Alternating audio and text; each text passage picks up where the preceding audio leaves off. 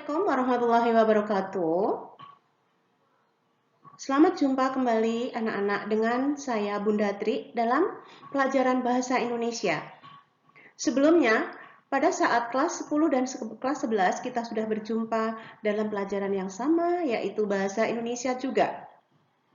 Namun, kali ini kita berjumpa pada tingkat kelas yang berbeda, yaitu kelas 12. Sebelum kita mulai pelajaran, silahkan anak-anak untuk berdoa terlebih dahulu. Berdoa dalam hati masing-masing. Mulai. Berdoa selesai. Setelah berdoa seperti biasanya, kita absen terlebih dahulu. Setelah kita selesai absen, kita pun akan segera memasuki pelajaran Bahasa Indonesia. Kali ini, di kelas 3 atau kelas 12, pelajaran Bahasa Indonesia di bab pertama, kita akan membahas tentang surat lamaran kerja. Kenapa di kelas 12 kita membahas tentang surat lamaran kerja? Karena kalian sudah dipersiapkan untuk setelah lulus dari SMA untuk bisa melamar sebuah pekerjaan. Akan tetapi, lebih banyak kalian dipersiapkan untuk memasuki sebuah perguruan tinggi yang kalian tuju dari jauh-jauh sebelum kalian masuk kelas 12. Untuk itu, mari kita mulai mempelajari atau membahas tentang surat lamaran kerja.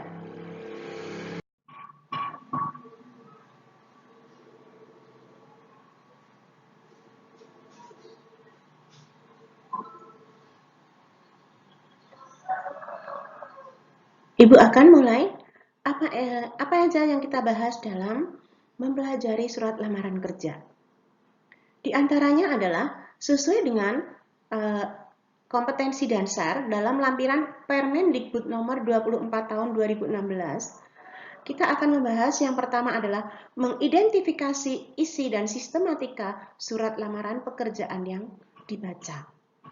Kedua, menyajikan simpulan sistematika dan unsur-unsur isi surat lamaran baik secara lisan maupun tulis.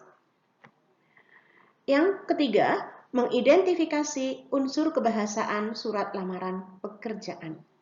Dan yang keempat, menyusun surat lamaran pekerjaan dengan memerhatikan isi, sistematika, dan kebahasaan.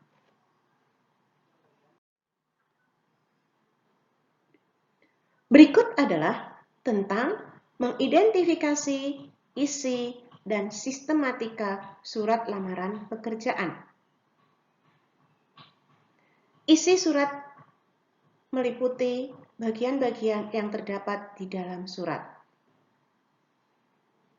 Berikutnya yang kedua, isi dan sistematika surat lamaran pekerjaan meliputi tempat dan tanggal pembuatan surat, lampiran dan perihal, alamat surat, salam pembuka, alinea pembuka, isi, penutup, tanda tangan, dan nama terang.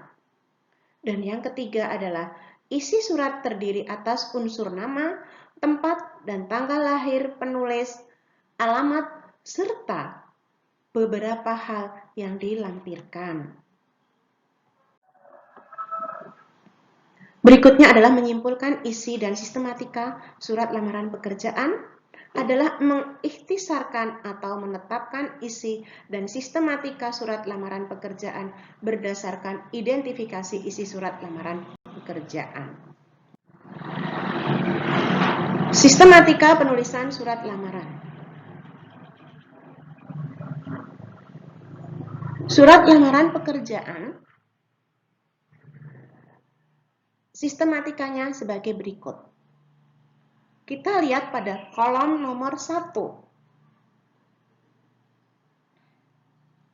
Kolom pertama adalah untuk nomor urut. Kolom kedua adalah surat lamaran pekerjaan dan kolom ketiga tentang sistematikanya. Di sini ada contoh surat lamaran pekerjaan.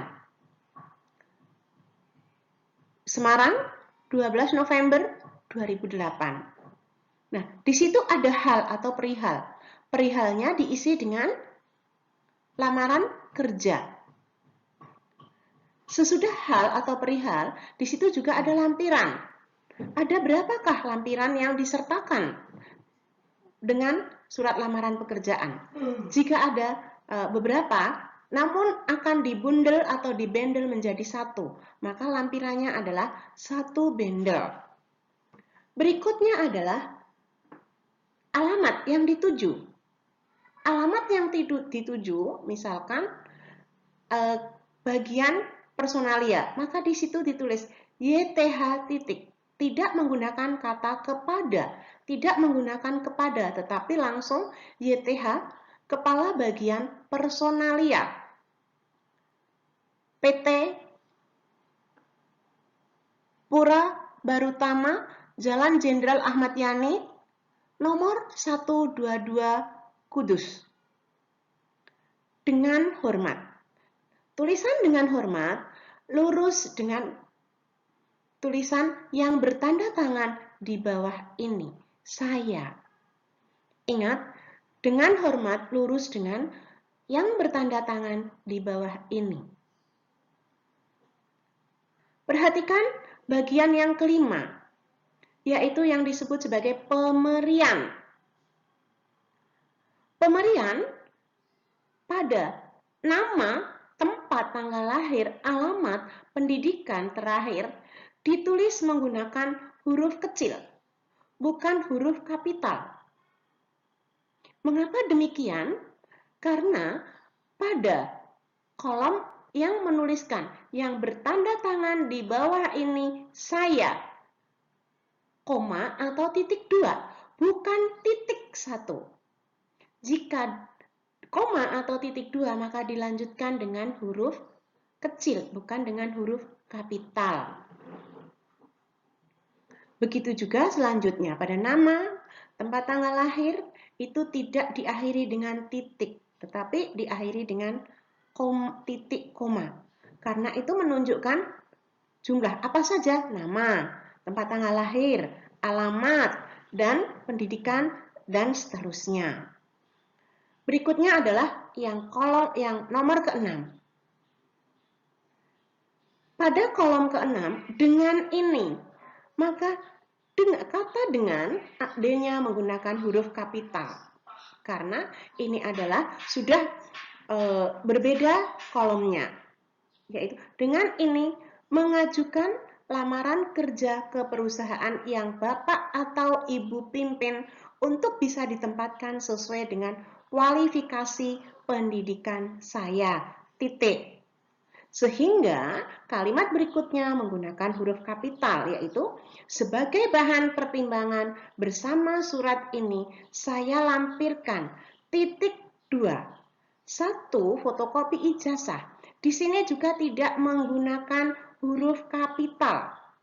Fotokopi ijazah terakhir. Foto ukuran 4x6. Daftar riwayat hidup.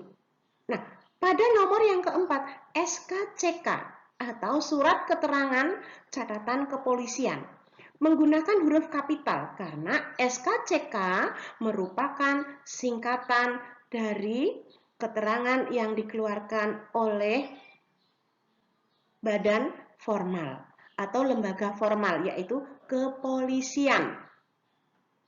Berikutnya adalah fotokopi KTP. Fotokopi hurufnya tidak kapital, KTP kapital. Sesuai dengan yang ada pada kartu KTP kita. Yang keenam, fotokopi sertifikat pelatihan bahasa Inggris. Tidak menggunakan huruf kapital atau tidak diawali dengan huruf kapital. Begitu juga yang nomor 7, fotokopi sertifikasi pelatihan komputer. Itu juga tidak menggunakan huruf kapital. Berikutnya yang ketujuh. Demikian surat lamaran kerja ini atas perhatian Bapak atau Ibu, saya sampaikan ucapan terima kasih. Demikian menggunakan huruf kapital pada huruf awal di kata demikian. Karena sudah tidak ada hubungannya dengan yang merupakan persyaratan. Berikutnya yang ke-8. Hormat saya.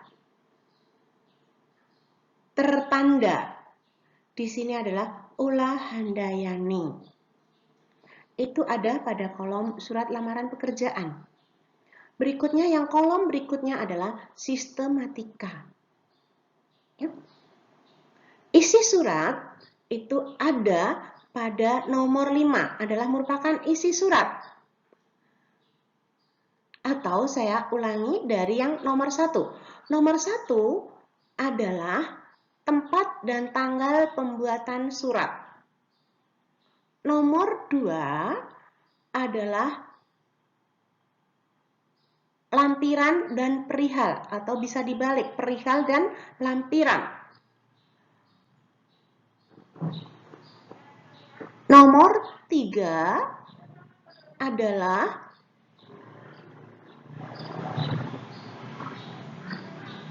alamat yang dituju.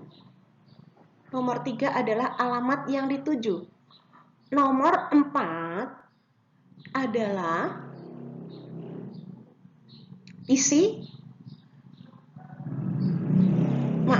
nomor 4 adalah salam pembuka.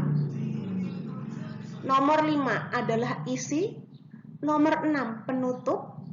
Nomor 7 tanda tangan dan nama terang. Nomor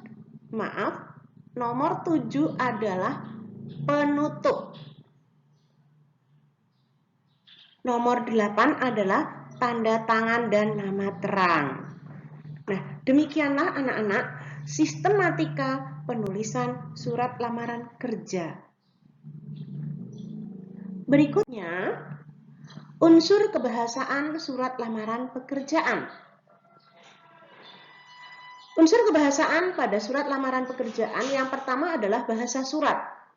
Bahasa surat adalah bahasa yang baik dan benar, atau dikatakan sebagai bahasa resmi. Yang berikutnya, bahasa surat menggunakan kata-kata yang sopan. Jadi tidak boleh menggunakan kata-kata yang kita gunakan dalam pembicaraan dengan teman sehari-hari. Yang ketiga, bahasa surat berisi kata pengantar yang jelas, singkat, dan padat, informatif, dan tepat sasaran. Sedangkan unsur yang keempat, bahasa surat tampak dari tulisan yang bersih, mudah dibaca sesuai dengan kaidah ejaan. Dan yang kelima, melengkapi bagian-bagian surat dengan norma bahasa surat. Anak-anak, berikutnya adalah contoh surat lamaran. Di sini Ibu berikan 2 contoh surat lamaran.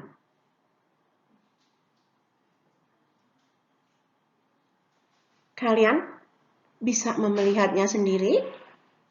Ya, mari kita perhatikan bersama-sama contoh dari surat lamaran atau surat lamaran pekerjaan. Ya.